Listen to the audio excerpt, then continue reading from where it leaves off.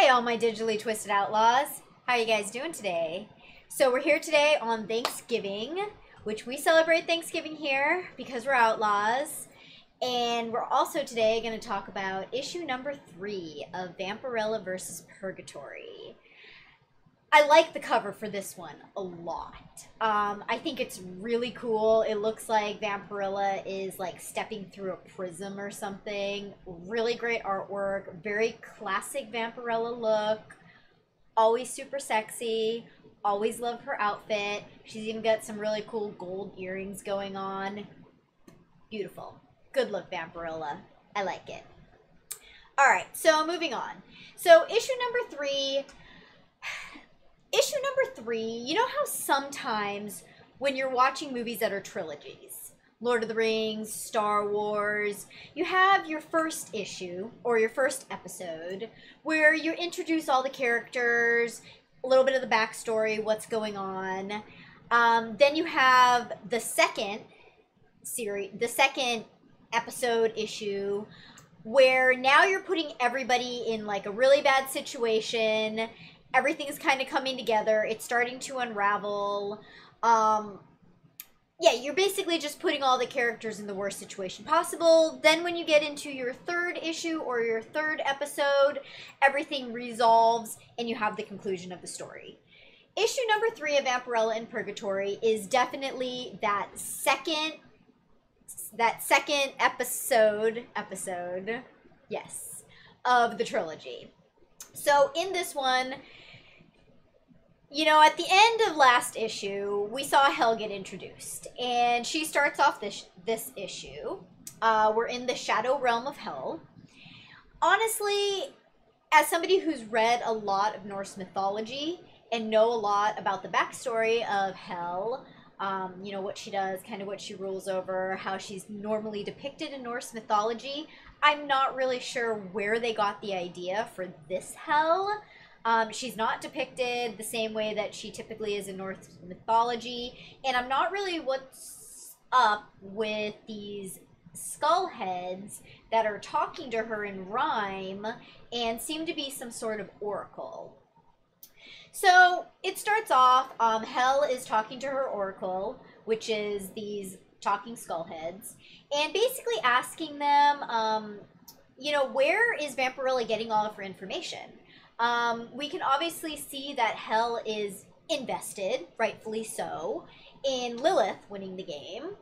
Being the queen of the underworld and the queen of Hel, she would love nothing more than Armageddon to come around, have all of the living creatures on Earth die, and then come populate her realm. So, of course, she's very invested in this, and she wants Lilith to win.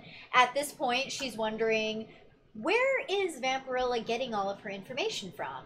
Because she seems to be a step ahead of the game, and this wasn't something that she was expecting. We find out here on the next page, and I put this one in here because I really liked this little answer that the Skull Oracle game. It says, the answers you seek are answers of woe. Your enemy's friend is your hated foe. Now, I'm assuming that maybe in some other comics, it goes into more of a backstory with Hel and Purgatori, that they have had conflicts before in the past. And that's what's kind of being acted out here. Although if I even just think about their names, you know, we have Hel, which obviously is the underworld, and we have Purgatori, which is kind of that intermediary step in between the Earth realm and Hel, where souls sometimes get trapped, you know, if we're going into like Dante's Inferno stuff. So, I mean, just taking those two into consideration, I could very much see how there would be an immense amount of conflict between Purgatori and Hel when it comes to the final destination of souls, especially condemned souls. So maybe that's just what it's alluding to. So Vampirella, this issue starts out with Vampirella getting a bad feeling about Lilith. Basically, the people, the Siddiqium that Lilith has basically kidnapped. Yeah, kidnapped, we'll say, and is trying to corrupt them. Vampirella's been tracking her down, and she's found a place where Lilith is holding these pure people, and she's trying to torture and corrupt them. This is actually what a large part of this issue is about, is the type of torture and corruption that Lilith is trying to do on these people. So we see one person who Lilith is basically trying to corrupt her through sexual means. We see her here in the middle of this really, really crazy orgy. Yeah, I think the picture speaks for itself. Obviously, she doesn't seem like she's giving in. She looks like she's quite terrified. But this is one method in which Lilith is trying to corrupt. The next method, yeah, I know, pretty intense. So the first person she's trying to corrupt through pleasure, that's not working. Next person she's trying to corrupt is through pain, and like, oh my gosh. I don't know if you guys know, but I'm a huge fan of Berserk. And this reminds me of something that we would see in Berserk. This is intense. Honestly, I'm not really sure how she's still alive, but we see her here talking to Vampirella, and Vampirella is trying to save her. Although, you know, looking at these injuries, yeah, not sure if that can be saved. But it seems like it. You know, she leaves her here and she tells her to sleep. And we actually have another scene later on where she comments to Purgatori that, you know, she saved these ones, which I'm questioning if this woman right here was able to be saved. Those are some pretty bad torture injuries.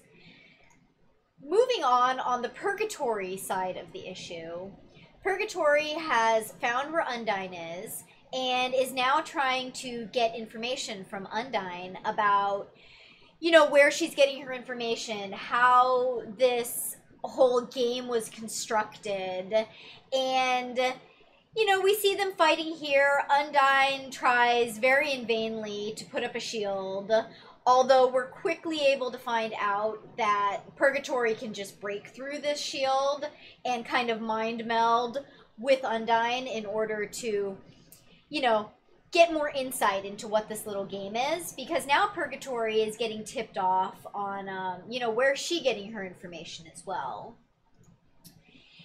We're back here to Hell. What actually happened here is that Purgatori got sucked through Undyne's kind of psychic portal, and she ended up down here in Hell's realm. And now her and Hell are having a confrontation, kind of just talking about the game and, you know, where it's going to go. Honestly, not too much is resolved at all in this issue. Like I said, this is an intermediary step where we see that there's more players involved than we originally thought. We see the depths of Lilith's kind of corruption and cold-heartedness and just the lengths that she's willing to go to in order to win this game. And now we know that Hell and Purgatori both have a stake in here, but we're still not actually quite sure on who's really the mastermind orchestrating all of this. That's pretty much it for this issue.